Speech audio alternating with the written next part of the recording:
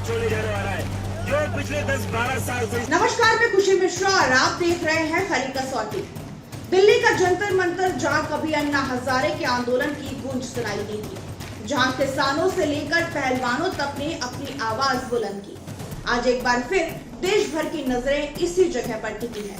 इस बार मुद्दा है परीक्षा प्रणाली पर भरोसे का संकट। एक ओर संसद का मॉनसून सत्र शुरू हो चुका है, तो दूसरी ओर सीजेपी यानी कांग्रेस जनता पार्टी के नेतृत्व में आज हजारों छात्र और युवा जंतर मंतर से संसद की ओर मार्च कर रहे हैं।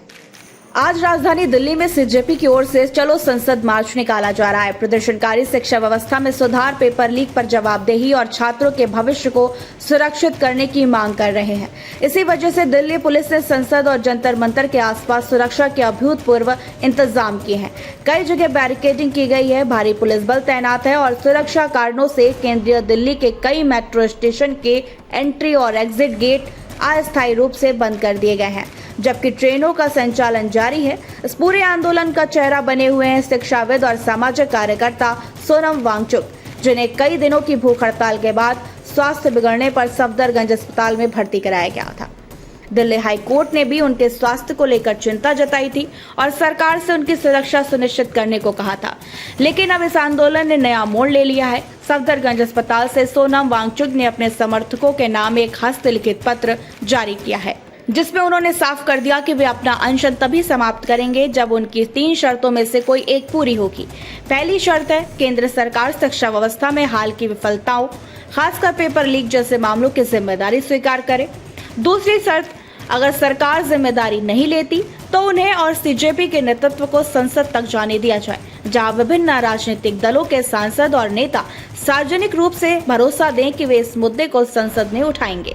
तीसरी और आखिरी शर्त थी उनकी कि अगर उनकी स्वास्थ्य स्थिति संसद तक जाने की अनुमति नहीं देती तो अलग अलग दलों के सांसद और नेता स्वयं सफदरगंज अस्पताल पहुंचकर यही आश्वासन दे। अपने इस पत्र में सोनम वांगचुक ने यह आरोप लगाया है कि उन्हें सफदरगंज अस्पताल में गैर कानूनी तरीके से नजरबंद रखा गया है और उनकी आवाजाही, बातचीत और संवाद की स्वतंत्रता पर रोक लगाई गई है।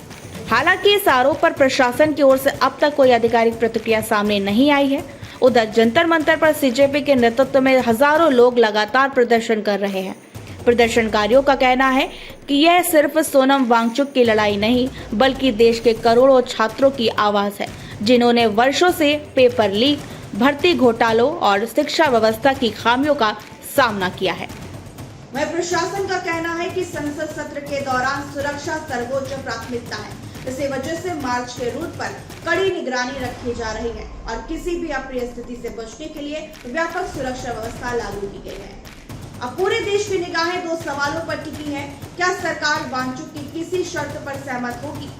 क्या संसद के भीतर छात्रों के भविष्य और पेपर लीक का मुद्दा जोर शोर से उठेगा? और सबसे बड़ा सवाल है कि क्या जंतर मंतर से उठी है आवाज देश की शिक्षा व्यवस्था में किसी बड़े बदलाव की शुरुआत बनेगी, या फिर यह आंदोलन भी सिर्फ आश्वासनों तक ही सीमित रह जाएगा? फिलहाल जंतर मंतर पर आंदोलन जारी है। संसद का मॉनसून सत्र चल रहा है और पूरे देश की नजर दिल्ली पर टिकी हुई है। फिलहाल इस पूरी खबर पर आपका क्या कहना है, हमें कमेंट सेक्शन में जरूर बताएं।